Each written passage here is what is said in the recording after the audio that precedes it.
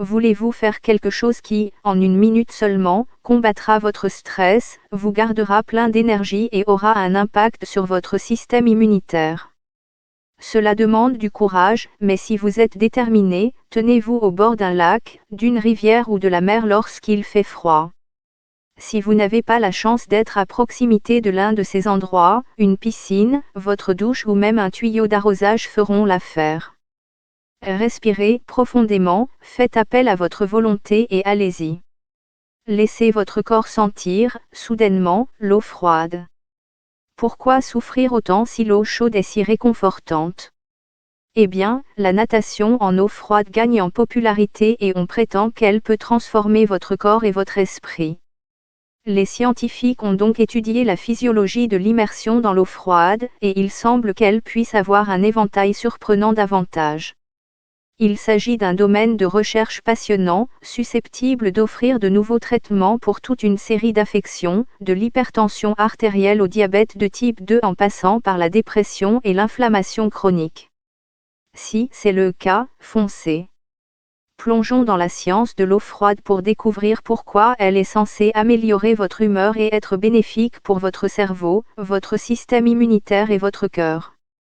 Au cours de l'évolution, votre corps a développé une réponse au stress qui se déclenche automatiquement lorsqu'il est menacé afin de le maintenir en vie. Il s'agit d'un système très ingénieux et efficace, tout se déclenche en même temps, affectant l'ensemble du corps, du cerveau aux orteils. Et il s'avère que votre corps considère l'eau froide comme une grande menace, ce qui active la réponse primaire au stress. Cela vous fait hyperventiler, votre rythme cardiaque monte en flèche, et vous vous remplissez d'adrénaline. Vos vaisseaux sanguins se mettent à faire toutes sortes de tours pour changer de forme, allant d'un rétrécissement rapide et spectaculaire en quelques secondes dans certaines parties de votre corps à un doublement de leur taille dans d'autres. C'est tout un orchestre de réponses qui prépare votre corps à survivre. Nous avons montré que le stress est mauvais, alors pourquoi voudriez-vous que votre corps entre dans cet état de survie, alors que vous pourriez profiter des effets relaxants d'une tasse de thé et d'une matinée tranquille? En effet, si le stress chronique n'est certainement pas bon, il est de plus en plus évident qu'une courte poussée de stress, à la bonne dose, peut être bénéfique. Ces dernières années, de nombreuses recherches ont montré qu'une courte période de stress peut être bénéfique. Cela est vrai pour un large éventail de situations que les scientifiques ont analysées, qu'il s'agisse de parler en public ou d'essayer de faire du calcul mental sous pression. L'eau froide étant l'un des moyens les plus efficaces de créer un stress à court terme dans tout le corps, c'est cette réponse qui, selon les recherches, déclenche les bienfaits. À l'heure actuelle, les scientifiques étudient la manière dont l'eau froide peut avoir un impact sur tout, de la réponse immunitaire aux hormones de stress en passant par les dépôts graisseux qui obstruent les artères. Il s'agit d'un domaine de recherche relativement nouveau, mais les résultats sont jusqu'à présent prometteurs. Il est de plus en plus évident que les nageurs d'hiver sont plus résistants à certaines maladies et infections, comme celles des voies respiratoires supérieures, il semblerait qu'ils les subissent moins fréquemment et de façon plus bénigne. Les scientifiques pensent que c'est l'eau froide, et non la natation, qui est à l'origine de ce phénomène. Une étude randomisée et contrôlée, menée aux Pays-Bas pendant les mois d'hiver, a montré que les volontaires à qui l'on avait demandé de prendre des douches froides de 30 secondes tous les matins pendant 60 jours sont tombés malades 30% de jours en moins que le groupe témoin, qui a profité d'un bain chaud.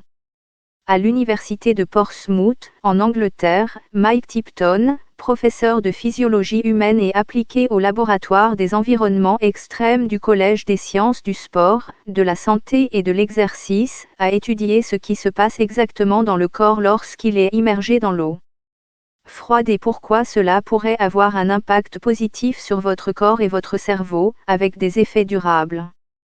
Le travail que nous avons effectué indique que les personnes qui se baignent dans l'eau froide ont une meilleure fonction immunitaire, et cette amélioration ne se limite pas à celles qui nagent à l'extérieur. En outre, les mesures des marqueurs de la fonction immunitaire semblent indiquer que le bénéfice découle d'une plongée plus courte plutôt que longue. Bonne nouvelle pour ceux qui n'apprécient pas l'expérience. Tout indique que les effets bénéfiques peuvent être le résultat du refroidissement de la peau, mais si vous restez suffisamment longtemps pour que les tissus plus profonds se refroidissent, cela pourrait conduire à une hypothermie, ce qui est nocif, prévient l'expert. Précisons, si vous faites partie de ceux qui souffrent à chaque seconde passée dans l'eau froide, lorsque Tipton parle d'une courte période, il fait référence à 120 secondes, 2 minutes. Bien sûr, cela varie en fonction de la personne, mais le conseil général que nous donnons lorsque nous essayons de protéger les gens de l'eau froide est de rester immobile pendant 1 minute à 90 secondes, 1 minute 30 secondes, jusqu'à ce qu'ils puissent contrôler leur respiration. Après des plongées en eau froide, on a constaté une augmentation des niveaux de dopamine, de sérotonine et de endorphine, ce qui correspond au high post-swim, euphorie post-natation, dont de nombreux amateurs d'eau froide témoignent. Des études de cas ont également montré que la natation en eau froide permettait de réduire l'utilisation d'antidépresseurs. Un domaine de recherche particulièrement intéressant étudie la manière dont l'accoutumance au froid réduit les réponses inflammatoires au fil du temps. Il s'agit là d'un élément clé, car l'inflammation est considérée comme le fondement de bon nombre de nos maladies modernes, telles que la dépression, la maladie d'Alzheimer, le diabète de type 2, etc. En termes de recherche dans ce domaine, il y a encore du chemin à parcourir, mais il semble que le traitement à l'eau froide pourrait être étonnamment puissant et durable. Une étude a révélé que seulement 6 immersions dans l'eau froide produisaient un effet physiologique qui pouvait encore être observé plus d'1 an après. La science qui sous-tend tout ceci n'en est qu'à ses débuts. C'est néanmoins une perspective très excitante, car nous avons étudié les effets néfastes du froid pendant des années, mais de l'autre côté se trouvent les avantages potentiels. Attention, avertit M. Tipton, il faut s'assurer de minimiser les premiers et de maximiser les seconds.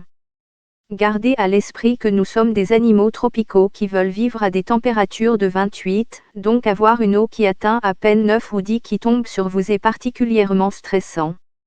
Si vous voulez essayer, il faut y aller étape par étape ou plutôt, goutte par goutte. C'est un peu comme si vous décidiez de vous mettre au jogging, vous ne vous lancez pas immédiatement dans les kilomètres. On s'échauffe d'abord et on y va petit à petit, de manière contrôlée et progressive. Bien sûr, personne ne vous recommandera de vous baigner dans une rivière gelée, à moins de vous être adapté correctement, mais un petit coup d'eau froide pendant environ 30 à 40 secondes à la fin d'une douche matinale est gérable.